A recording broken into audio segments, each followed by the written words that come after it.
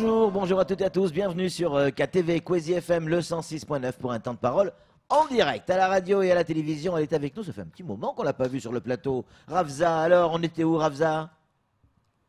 J'étais là. Pas loin en tout cas. Bonjour tous bonjour. les éditeurs, bonjour Patrick, bonjour Sam, bonjour surtout les parents d'élèves qui m'ont donné mandat à ce que je sois là. C'est ça, parce que vous êtes là pour représenter les parents d'élèves, et pas que, vous avez d'autres mandats en cours, mais notamment les parents d'élèves de SADA. Alors, on a pu lire ici et là, Ravza, ce problème. Vous évoquez un problème de violence. D'autres médias ont évoqué des problèmes de racisme entre un enseignant d'origine africaine et des gamins. Déjà, est-ce qu'il s'agit de racisme ou de violence? On va faire les choses dans l'ordre. Patrick, nous, on est là, on n'était pas dans la salle, mais on a des remontées qui sont justifiées.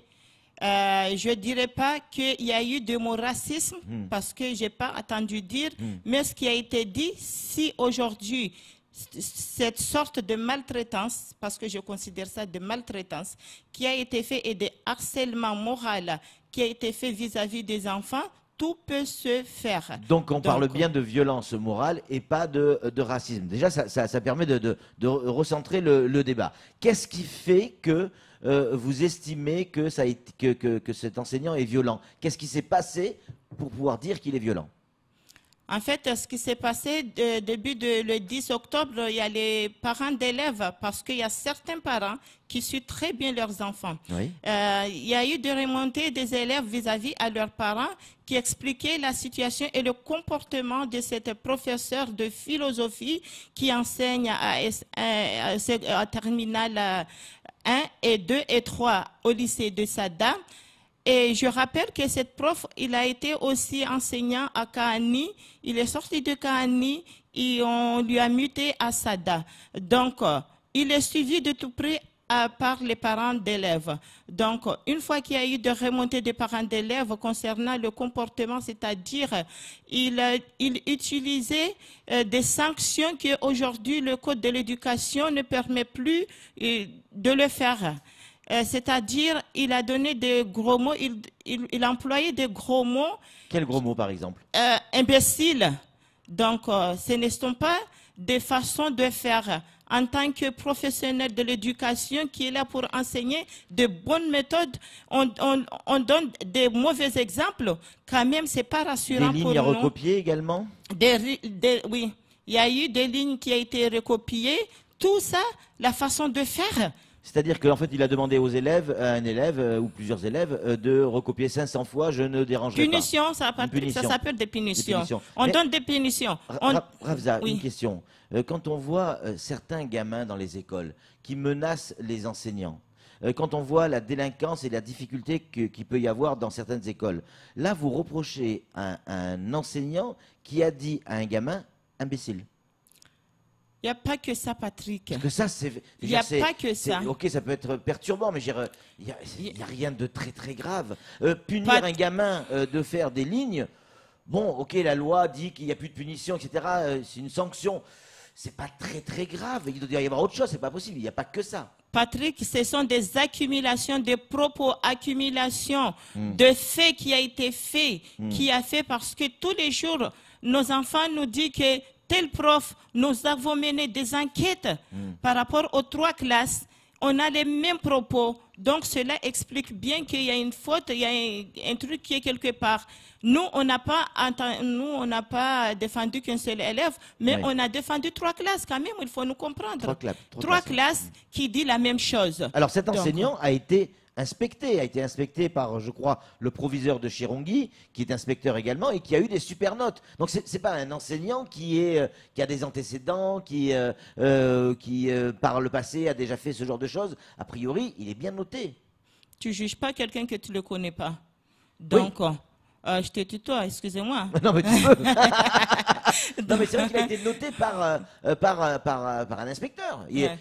Ça s'est bien passé. En fait, tout le monde protège tout le monde. Comme vous me l'avez reproché là tout de suite, que comment je pourrais protéger nos élèves, eux aussi, ils peuvent protéger leur encadrement. Donc, On sait très bien qu'il y a une protection, mais pourquoi il est parti de lycée de Kahani pour venir au lycée de Sada? Nous, on n'a pas attendu une seule élève. On a des témoignages. Est-ce que vous avez attendu dire sur les codes de l'éducation que les sanctions de punition, ils existent? Ils n'existent pas. Donc, nous, le temps a changé. Le temps a changé. Ce qu'on reproche, que l'encadrement, une fois qu'il y a une petite remontée, il fallait qu'ils le prennent en considération. Mais ils ont accumulé la chose, ils ont laissé traîner. Quand les parents d'élèves, une première groupe de parents d'élèves eux-mêmes, qui voulaient régler cette affaire, ils sont allés voir l'encadrement, ils ont été écoutés et il y a eu une promesse qu'il y aura un déplacement de ce prof au lycée. Ça n'a pas été fait quand c'était au mois de octobre-novembre. Ah oui. Avant les vacances, là, ils l'ont déplacé de Sada à Chirongi, je crois. Hein. En fait, cette promesse, il y a eu une première promesse qui n'a pas été tenue, prise en considération. Et que là, quand l'affaire est remontée vers les collectifs, nous, les associations, on a pris l'affaire en considération. C'est là où ils ont déplacé. Mais pour nous, ce n'est pas fini. Parce que nous, moi, qui suis là en tant que présidente d'une association, déjà, j'ai mes adhérents à Chirongi qui m'ont dit qu'on ne veut pas que cette prof aille là-bas. Donc, l'affaire, elle est déplacée, mais elle reviendra toujours sur table. Donc, si on juge les enfants, mais on ne peut pas juger les grandes personnes. Donc vous demandez ça, c'est quoi? Grave. Vous demandez quoi? Nous, on demande des sanctions qui soient faites vis-à-vis et que le prof reconnaît et qu'il dise qu'il ne va plus recommencer ou bien qu'il part définitivement de l'encadrement de l'enseignant, quoi. Donc, parce qu'on a appris qu'il a un autre métier, il fait notre métier. Il faut qu'il fasse son métier, qu'il exerce. Il a une carte d'avocat. Il peut aller juger, en fait, faire le métier d'avocat. Samuel Bocher, le rédacteur en chef de France Mayotte Matin, une question à vous poser, Ravza. Oui, Ravza, vous avez écouté les enfants. J'imagine les enfants ont fait remonter des informations, parce que l'information vient d'eux au final. Est-ce qu'ils sont ils ont la boule au ventre? Ils ont peur de se rendre à ce cours? Est-ce qu'ils vous l'ont dit?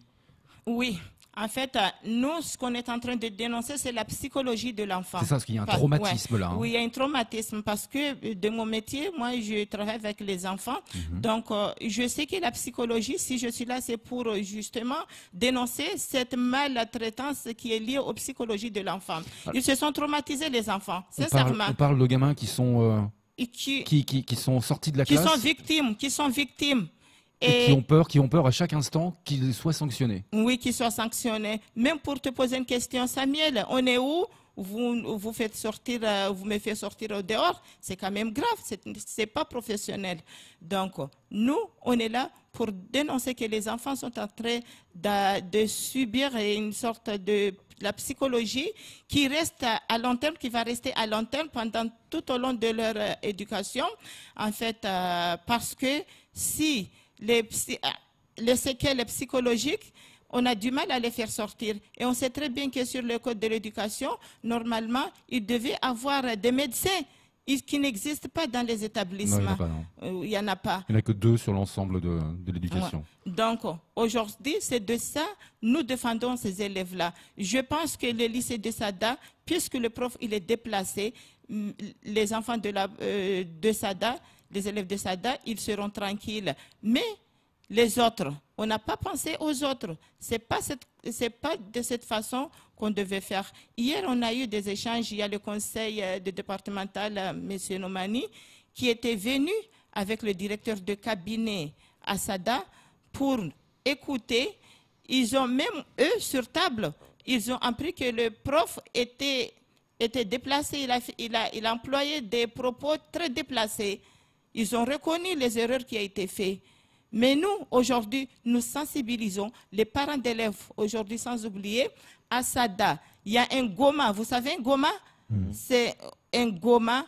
À Sada, nous appelons tous les parents d'élèves parce que Sada, c'est toute l'île de Mayotte, les parents de l'île de Mayotte qui sont là, tous les parents d'élèves. C'est à 16h, place de la boulangerie, si je me trompe pas. Oui, à 16h, à la place de la boulangerie, pour parler l'éducation. Parce qu'on sait déjà, si on arrive là, moi je suis là pour défendre personne, mais c'est qu'il y a eu, même le prof elles-mêmes, ils n'en peuvent plus pour les surcharges des classes. Donc, il fallait qu'on parle aujourd'hui l'ensemble des études que subissent nos enfants dans les établissements.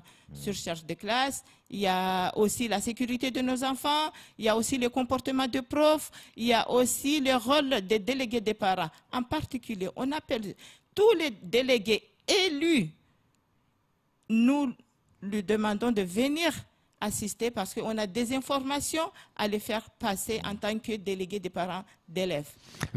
Allez-y, pour si vous me permettez, Patrick, j'ai été étudiant, j'ai été le lycéen en terminale. La philosophie, c'était pas ma tasse de thé, c'était un peu comme le cours de flûte au collège. C'était pas très intéressant, c'est pas ce que je voulais faire. Est-ce que on peut accuser un professeur, mais peut-on aussi accuser des élèves d'être pas forcément attentifs à une matière et d'énerver un professeur? Est-ce que ça peut être ça aussi? En fait, c'est le professeur qui a provoqué parce qu'en plein conflit, pourquoi il allait poser une dissertation en disant que peux-tu inviter un cannibale sur la table? Après, tout de suite, après les avoir sortis au dehors en rentrant en classe, rentrez mes élèves, on va travailler. On travaille comment? Il y a une dissertation à vous faire. C'est est-ce qu'on peut inviter un cannibale sur la table? Qu'est-ce que vous interprétez de ça, un cannibale? Moi, en tant que parent d'élève, c'est un sujet peut-être, je me demande, notre question, c'est de demander, est-ce que le cannibale, c'est un sujet de philosophie? Est-ce que c'était le bon moment de la poser, même si c'est un sujet qu'on peut employer, mais ce n'était pas le bon moment et le lieu de le poser.